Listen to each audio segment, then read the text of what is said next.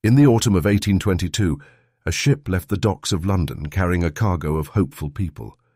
They were farmers and clerks, shoemakers and bankers, ordinary families who had sold everything they owned, their homes, their businesses, their furniture, the tools of their trades, to buy a place on that ship. They were sailing to a country called Poyais, a lush and fertile land on the coast of Central America, with a capital city of grand buildings, a cathedral, an opera house, a bank, and rivers said to glitter with gold. They were sailing to a paradise, and every single one of them believed it, because they had read the guidebook, studied the maps, and held the currency in their own hands. There was only one problem. Poyais did not exist. It had never existed. There was no capital city, no cathedral, no opera house, nothing but empty jungle and mosquitoes and a coastline that had never seen a single building. And when those families finally stepped off the ship onto that empty shore, more than half of them would never see home again. This is the story of Gregor MacGregor, the man who did not merely invent a fraud. He invented a country.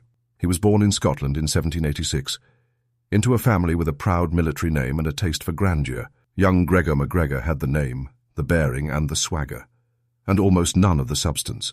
He bought himself a commission in the British Army at 16 and climbed quickly, but he had a habit that would define his entire life. He could not resist making himself sound greater than he was. He quarrelled with fellow officers. He inflated his rank, and before long, he left the army under a cloud. So he went looking for a bigger stage. He found it in South America. There is a detail from these early years that tells you everything about the man. MacGregor came from a Highland family, and he leaned on that heritage constantly. Hintisau, nung at chiefly blood, at ancient clan authority, at a lineage that entitled him to deference. He understood, long before he ever forged a document, that people do not examine a claim closely if the man making it seems to have been born to it. Status was the first thing Gregor MacGregor ever counterfeited. Everything that came later was simply the same trick, performed on a larger canvas. In the 1810s, the Spanish colonies were in revolt, and the wars of independence were drawing adventurers from all over Europe. MacGregor sailed for Venezuela and joined the revolutionaries. And here, to be fair to him, he genuinely fought. He led men in battle. He won a difficult retreat that earned him real praise. He rose to the rank of general and married into a family connected to Simon Bolivar himself. And this is the thing that made Gregor MacGregor so dangerous. He was not a nobody pretending to be a somebody. He was a real soldier, a real general, with real medals and real scars. And it was that genuine core of truth that would make his enormous lie so easy to swallow. Every great con needs a foundation of something true. Lies built on nothing collapse under the first hard question, but a lie built on a fact anyone can check, becomes almost impossible to shake. Yes, he really was a general. Yes, he really had fought in South America. Yes, he really had been granted land by a king. Each of those things was true. It was only the last step, the small, final leap, that was a fantasy. And by the time a man had verified the first three, he had stopped asking questions about the fourth. Because a man who has actually commanded armies in the jungles of South America is exactly the sort of man you would believe when he tells you he has been given a kingdom there. In 1820, MacGregor sailed to the Mosquito Coast, a stretch of swamp and jungle on the edge of what is now Honduras and Nicaragua. There he met a local ruler, King George Frederick Augustus of the Mosquito Nation. There was drinking, there was celebration, and at some point in the haze of that encounter, the king put his mark on a document granting MacGregor a vast stretch of territory, some 8 million acres of land. In reality, it was worthless. It was dense, disease-ridden jungle with no settlement, no infrastructure, and no way to farm it. Any honest man would have looked at that grant, understood he had been handed a swamp, and gone home.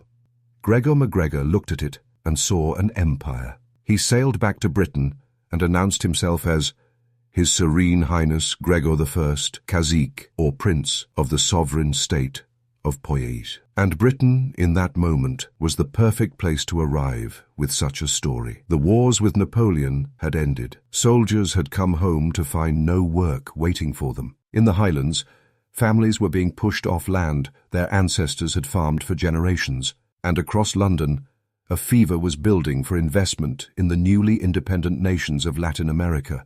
A whole continent suddenly open, and everybody scrambling for a piece of it. Money was pouring into countries most investors could not have located on a map. Into that fever walked a decorated general with a kingdom to offer. He did not have to persuade Britain that Poyais was plausible. Britain was already primed to want it to be. Now, here is where the story stops being a simple lie and becomes something far stranger. Because MacGregor did not just claim a country existed, he built it, on paper, in extraordinary, obsessive, loving detail. He commissioned a guidebook, a full-length volume describing Poyais for the prospective settler, published under the name of a fictional author he invented for the purpose, and the book was magnificent. It described a temperate and healthy climate, unusually kind to European constitutions. It described soil so rich that a farmer might take 3 harvests a year. It described forests thick with timber and rivers with flecks of gold in the sand. It described the capital, St. Joseph, a handsome city with wide boulevards, a domed cathedral, a parliament building, a theatre and a bank. He had illustrations drawn of it. He had maps engraved. He printed official Bank of Poyais banknotes. He designed a national flag and a coat of arms. He sold commissions in a Poyaisian army that had no soldiers, and titles in a Poyaisian court that had no courtiers. He opened land offices in London, Edinburgh and Glasgow, where an honest working family could purchase acres in the New World at what seemed a wonderfully fair price. And notice how carefully the fantasy was calibrated. Poyais was never described as a land of easy riches lying about for the taking. That would have sounded like a swindle. It was described as a place where hard work would finally be rewarded. There was land to clear, there were crops to plant, there was a young nation to help build. It flattered exactly the kind of person MacGregor wanted. Decent, industrious, proud. He was not offering them a fortune. He was offering them dignity, and that is a far harder thing to say no to, and he was welcomed. Not hidden away in some back room, but received in the finest circles of British society. A decorated general, a foreign prince, a man of substance. He was toasted at banquets. Newspapers wrote about his kingdom. Investors bought Poyaisian government bonds on the London Stock Exchange, lending real money to a nation that existed nowhere on earth, and the people who believed him most completely were not the rich. They were the ordinary Scots, working families, many of them from the Highlands, who saw in Poyais the thing they had been aching for their entire lives. Land of their own, a fresh start, a country where a shoemaker could be somebody. Whole families sold their homes and their tools, converted their life savings into worthless Bank of Poyais banknotes, so they would have spending money when they arrived, and packed their belongings for the voyage. Around 250 of them boarded ships bound for a nation that was not there. Picture the scene on the dock, families in their best clothes, children who had been told for months about the house they would have and the land they would run across, men carrying the tools of their trade, thinking about the work waiting for them, and in their pockets, neat bundles of crisp banknotes issued by the Bank of Poyais, money they had bought with real British savings, so that they would have something to spend the moment they arrived. They were, in the most literal sense, carrying the proof of the lie in their own hands, and it looked perfect. The first vessel reached the Mosquito Coast in the autumn of 1822. The second arrived a few months later, in the spring of 1823. There was no harbour to greet them. There was no city of St. Joseph. There was no cathedral, no bank, no theatre, no boulevards. There was jungle. There was swamp. There was a stretch of empty, humid shoreline and the sound of insects. At first, they simply could not comprehend it. Some of them assumed there had been a navigational error, that the captain had put them ashore at the wrong place, and that the capital lay somewhere just beyond the trees. Skilled tradesmen wandered a beach with their tools, waiting for a city to be found. A banker had come to work in the Bank of Poyais. There was no bank. There was nothing. One of the settlers, a man who had been appointed to a grand-sounding office in the government of Poyais, went looking for the seat of that government. He found a few abandoned huts left behind by earlier travellers, half swallowed by vegetation. That was the capital. That was St. Joseph, the city with the cathedral and the theatre and the wide boulevards, a handful of rotting huts on an empty coast. And then the rainy season came. They had no shelter. They had no medicine. The land could not be farmed the way the guidebook promised, and the food they had brought began to run out. Malaria and yellow fever moved through the camp. The settlers who had crossed an ocean to become landowners now lay in makeshift huts on a foreign beach, shaking with fever, watching their children sicken. Some were so broken by what they had lost, homes, savings, futures, all traded for a fiction, that they took their own lives on that shore. Eventually, a passing ship from British Honduras found them and carried the survivors away, but by then, it was far too late for most. Of the roughly 250 settlers who sailed for Poyais, only around 50 ever made it home. The rest died on that coast or on the journey away from it, killed by a country that never existed. Think about what that number actually means. This was not a fraud measured in stolen pounds and empty bank accounts. Roughly 2 out of every 3 people who trusted Gregor MacGregor did not come back alive. He is remembered as a con artist, but the honest arithmetic of Poyais puts him closer to something else entirely. And Gregor MacGregor, he was in France, and he was doing it again. Even as the news of the disaster began filtering back to Britain, MacGregor had moved to Paris and started assembling a fresh scheme, recruiting a new boatload of French settlers to sail for his imaginary kingdom. This time, French officials grew suspicious enough to stop the ship before it left. MacGregor was arrested and put on trial for fraud.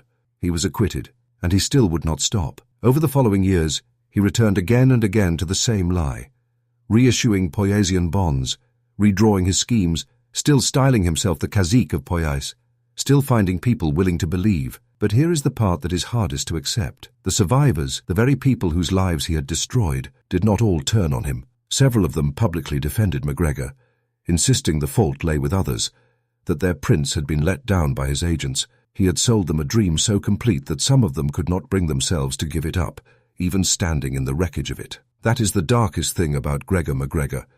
He did not just steal their money. He took their belief, and he kept it. In the end, no British court ever punished him for Poyais. In the 1830s, his wife died, and an aging MacGregor sailed for Venezuela, the one place where his early record as a soldier still counted for something. He petitioned the government there, was welcomed back as a general of the revolution, and granted a pension. He died in Caracas in 1845, and he was buried with full military honors. Soldiers marched, dignitaries attended, a general laid to rest with dignity and respect. Somewhere on a jungle coast, in unmarked ground, lay the men, women, and children who had sold everything they owned to follow him to a country he had drawn out of thin air. They received no honors. Most of them do not even have names we were. Remember, Gregor MacGregor is often called the greatest con man in history, and the title fits, but not for the reason people think. Plenty of swindlers have sold things that were not theirs. MacGregor sold something that was not there at all. He built a nation out of ink and paper and confidence, and it was so beautifully made that people crossed an ocean to live in it.